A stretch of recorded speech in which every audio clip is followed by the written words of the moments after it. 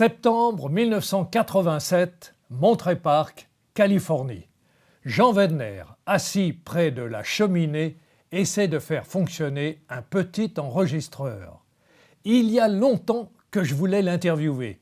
Le récit de ses exploits était tombé entre mes mains 3 années plus tôt et je savais qu'il avait accompli quelque chose d'extraordinaire pendant la Seconde Guerre mondiale. Il avait même fondé le réseau Dutch Paris. Jean et ses amis sauvèrent 1 millier d'hommes, de femmes et d'enfants poursuivis par les nazis. Et parmi eux, environ 700 juifs, 300 résistants et pilotes alliés. Il fut un héros non violent, ce qui ne l'empêcha pas d'être torturé, de perdre sa sœur et plusieurs de ses compagnons dans les camps de concentration.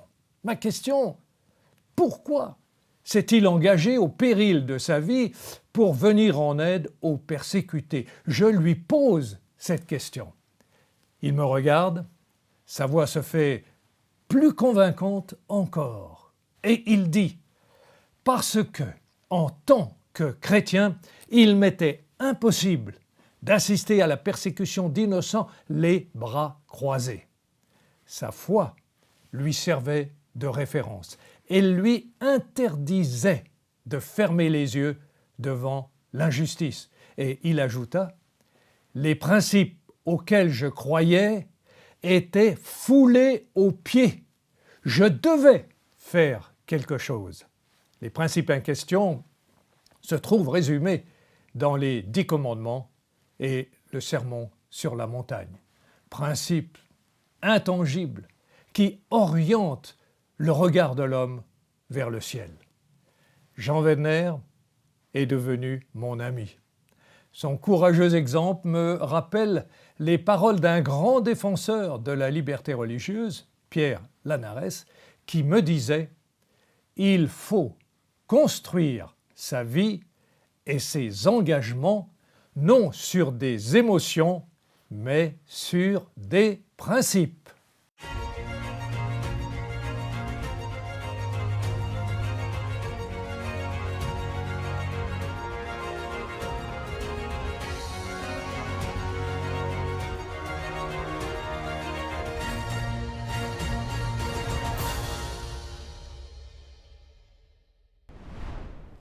Est-ce une prédiction? Ces gens qui ont bouleversé le monde sont venus ici. Ici, c'est Thessalonique. Et c'est l'argument que les ennemis de Paul et de ses disciples utilisent auprès des magistrats pour les faire condamner. Ces gens qui ont bouleversé le monde sont aussi venus ici. Paul et son équipe ont quitté la colonie romaine de Philippe. Ils avaient été arrêtés, emprisonnés, torturés, puis libérés avec les excuses des autorités. Alors pour revenir à Thessalonique, Thessalonique est la capitale de la province romaine de Macédoine. Sa population approche, à l'époque de Paul, les 200 000 habitants. C'est une ville prospère, très bien située par rapport au réseau routier qui relie les riches plaines de Macédoine à l'Orient. Par contre, ce n'est pas une colonie romaine comme Philippe, mais c'est une ville libre. Et elle est libre depuis 42 avant Jésus-Christ. À l'époque, ses gouvernants avaient soutenu Marc-Antoine et Octave contre Cassius et Brutus, les défenseurs de la République, au cours de la Seconde Guerre civile.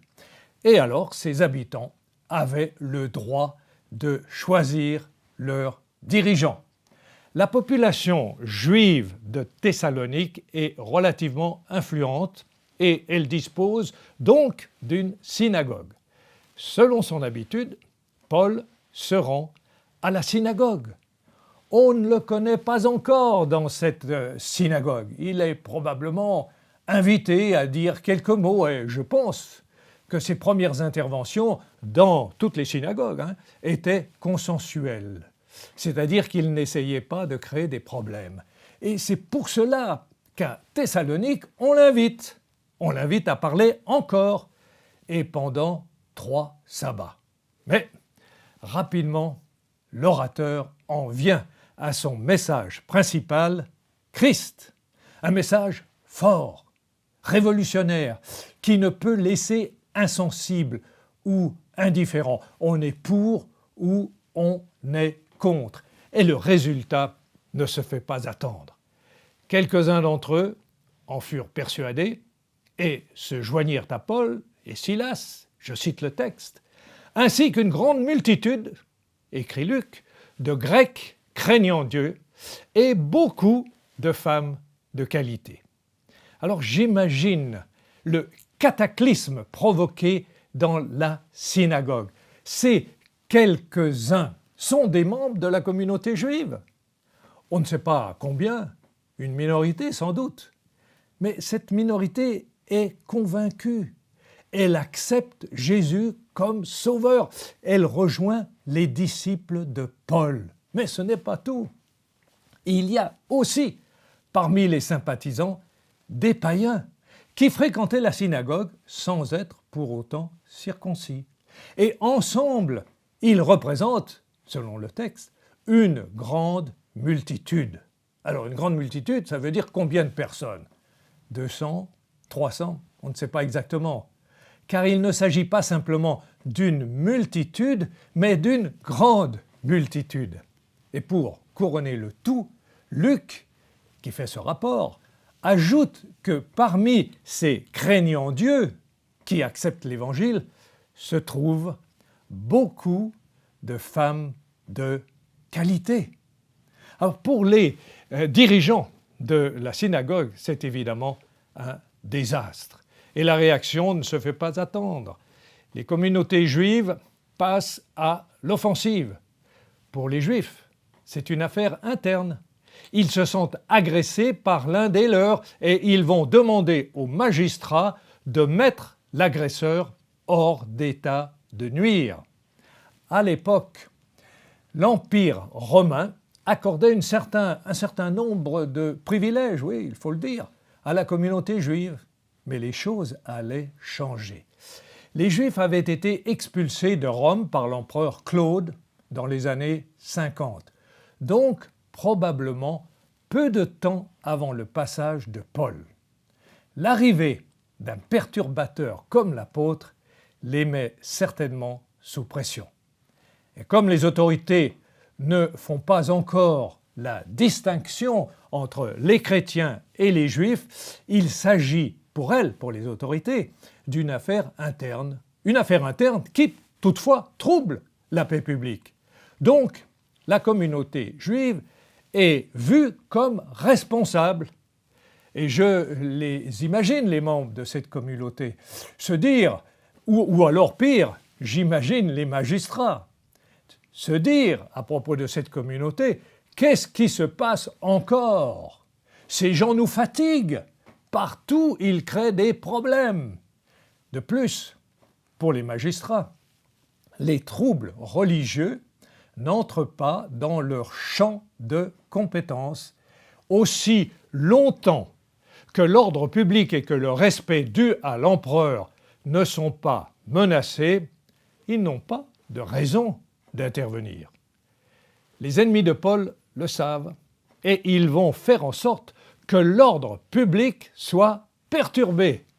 Vont-ils réussir ? C'est la question. Ils vont donc créer le désordre public. Face à l'ordre public, il faut créer le désordre public pour forcer les autorités à agir. Le désordre public. Il est vrai, le désordre public est généralement l'ennemi de la liberté. Mais lorsque, sous prétexte de protéger l'ordre, on limite la liberté religieuse, il y a également un problème.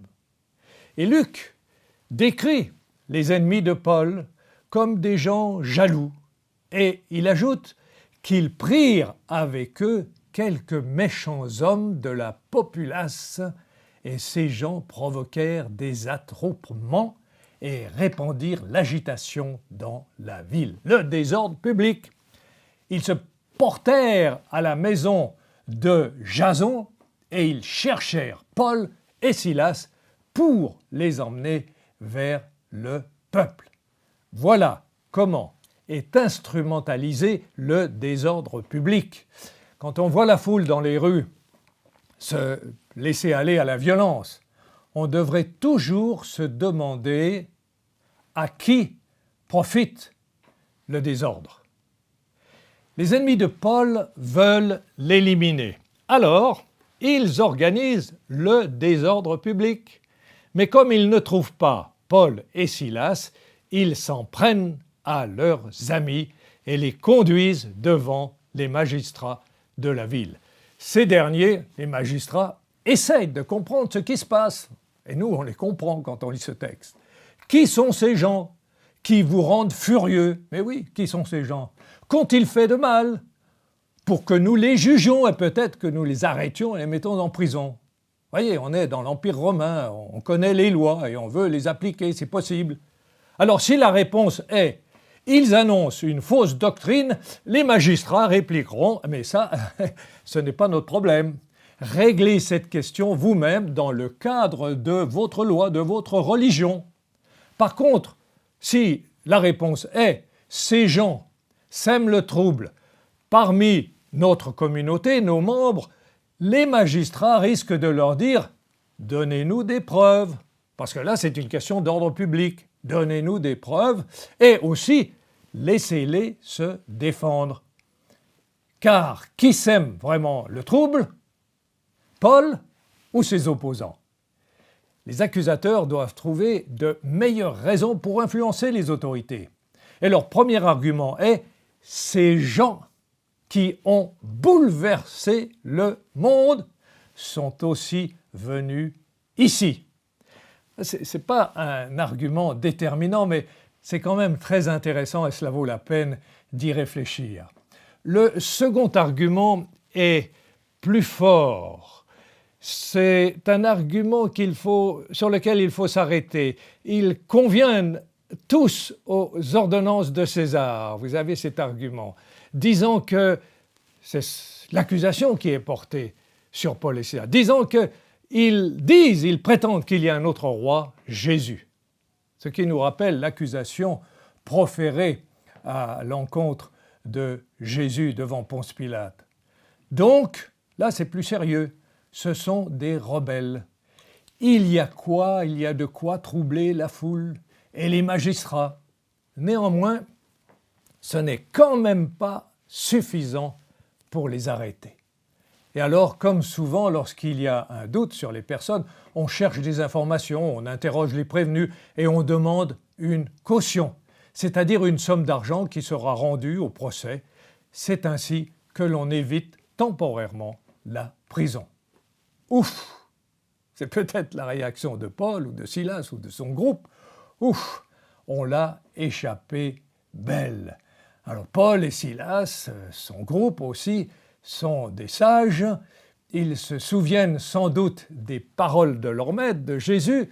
Quand on vous persécutera dans une ville, fuyez dans une autre. Oui, ce qui veut dire que le chrétien n'a pas vocation à se faire persécuter. La recherche du martyre à tout prix n'a rien à voir avec l'Évangile. Et revenons maintenant sur le premier argument des ennemis de l'apôtre.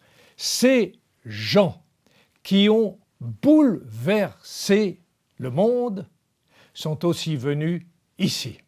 Voilà, c'est une superbe introduction. Quelle publicité! On imagine des affiches pour une conférence avec le titre « La vérité » par exemple, et puis en sous-titre « Venez voir et entendre les gens qui ont bouleversé la terre entière ». Et là, je vous garantis, ça les comble. Par curiosité, moi, j'ai cherché d'autres versions. Par exemple, le participe passé « bouleversé », il est commun pratiquement à toutes les versions. Ils ont bouleversé la terre entière, la terre habitée, ou encore le monde civilisé. Ce qui, à l'époque, signifiait bien sûr surtout le territoire de l'Empire romain. Il s'agit, bien entendu, d'une exagération, mais paradoxalement, Sans le savoir, les ennemis de Paul font une prédiction. À cette époque, les communautés juives représentaient à peu près 5 millions de personnes dans un empire qui en comptait 50 millions. Beaucoup moins nombreux, les chrétiens étaient dispersés en Palestine, au Moyen-Orient, en Grèce et à Rome. Et comme nous l'avons déjà indiqué, on ne les distinguait pas encore des Juifs. Si les adversaires de Paul avaient la possibilité de vivre à notre époque, ils constateraient que les chrétiens sont présents dans le monde entier. Ils sont encore la première religion avec 2,3 milliards de croyants. Ce qui fait qu'un habitant de la Terre sur 3 est chrétien. Ils ont bien bouleversé le monde. Qui aurait cru cela possible? L'exagération est involontaire, bien sûr, mais elle est devenue une prédiction. Et la prédiction s'est réalisée. Ils ont bouleversé le monde. Le monde, et pas seulement la Judée ou Jérusalem. C'était finalement l'objectif de Jésus. Jésus leur avait ordonné de faire de toutes les nations des disciples. Il s'agissait de toutes les nations du monde. Le christianisme a connu des hauts et des bas, des corruptions, des trahisons, des guerres internes, des invasions, des attaques. On pourrait dire même le meilleur et le pire. Dans son livre « Le triomphe de l'Occident », J.M. Roberts fait remarquer que si les chrétiens ont commis des atrocités, des massacres, en agissant ainsi, ils s'opposaient ouvertement, ça c'est important de le souligner, en agissant ainsi, ils s'opposaient ouvertement aux paroles et aux enseignements du Christ. Les croisades, par exemple, sont une action inimaginable pour Jésus et ses disciples. On ne trouvera jamais dans le Nouveau Testament un appel à tuer les non-croyants ou les païens. Ceux qui ont accompli ces actes ont trahi le Christ. Ils ont ensanglanté le beau nom de chrétien. Mais, autre question, que se passe-t-il lorsque le christianisme est rejeté?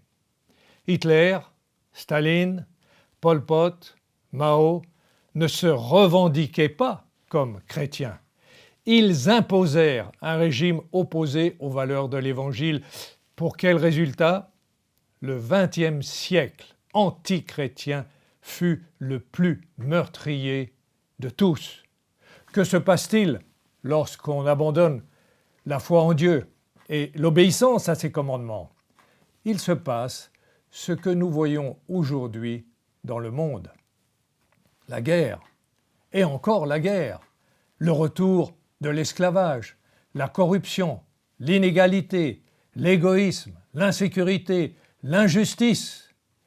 Les chrétiens ont, malgré leurs faiblesses et leurs défauts, bouleversé le monde.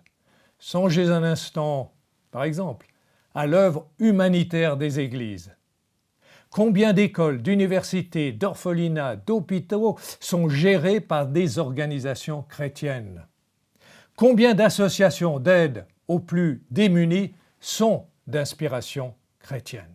Vous savez, l'empereur Julien l'Apostat était un neveu de l'empereur Constantin qui lui-même était devenu chrétien. Et Julien l'Apostat, qui a rejeté le christianisme, a voulu interdire le christianisme et ramener l'Empire au jour glorieux du paganisme.